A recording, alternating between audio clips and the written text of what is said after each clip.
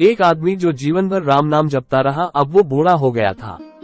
बूढ़ा ही नहीं हुआ था बल्कि इतना कमजोर हो चुका था कि अपनी जगह से बिना किसी सहारे के उठ भी नहीं पाता था। ऐसी स्थिति में भी उसने कभी राम नाम को अपने से अलग नहीं होने दिया। वो पूरा दिन मन में राम नाम लेता रहता। राम नाम की वजह से उसे अपनी तकलीफों को सहन करने की शक्ति मिलती।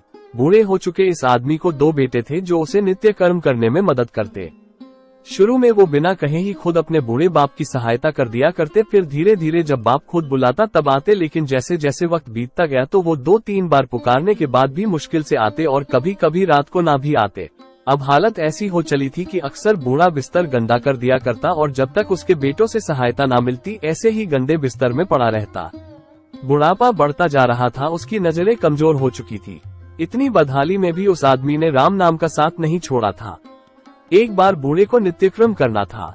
उसने आवाज लगाई और अगले ही पल किसी ने उसका हाथ बड़ी कोमलता से पकड़ा और उसे नित्यक्रम करवाकर उसके बिस्तर पर लिटा दिया।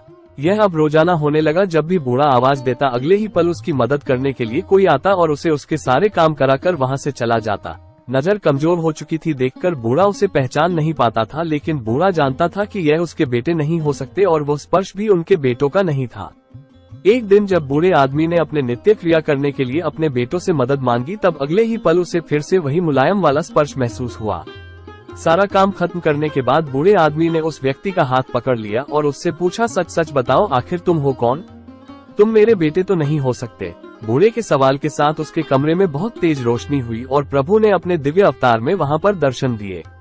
किसी भी वस्तु को बड़ी मुश्किल से देख पाता था, वही बूढ़ा भगवान के दिव्य रूप को स्पष्ट रूप से देखने में समर्थ हो गया। बूढ़े के सवाल के साथ उसके कमरे में बहुत तेज रोशनी हुई और प्रभु ने अपने दिव्य अवतार में वहां पर दर्शन दिए। किसी भी वस्तु को बड़ी मुश्किल से देख पाता था, वही बूढ़ा भगवान के दिव्य रूप को स्पष्ट रूप से देखने में समर्थ हो गया। जिस भगवान का नाम वो पूरा जीवन लेता रहा, उसे अपने पास पाकर बूढ़ा उनके चरणों में गिर पड़ा और बोला, भगवान मैं धन्य हो गया जो आपने मुझे साक्षात दर्शन दिए।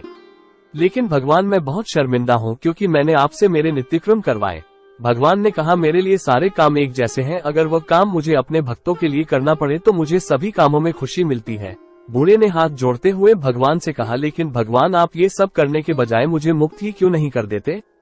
क्या आपके दर्शन मात्र से मेरी मुक्ति संभव नहीं है? ये सब प्रारब्ध की वजह से है। तुम्हारा प्रारब्ध बहुत कठिन है। अगर मंद होता तो मेरे दर्शन मात्र से तुम मुक्त हो जाते। मैं चाहूँ तो तुम्हें अभी मुक्त कर सकता हूँ, लेकिन फिर अगले जन्म में तुम्हें प्रारब्ध को भोगने के लिए आना पड़ेगा, इसलिए मैं तुम्हें खुद तुम्हारा प्रारब्ध काटकर मुक्त करवाने के लिए सहायता कर रहा हूँ।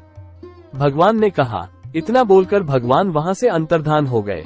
कुछ महीने और काफी तकलीफ भोगने के बाद आखिरकार उस बूढ़े आदमी को मुक्ति मिली।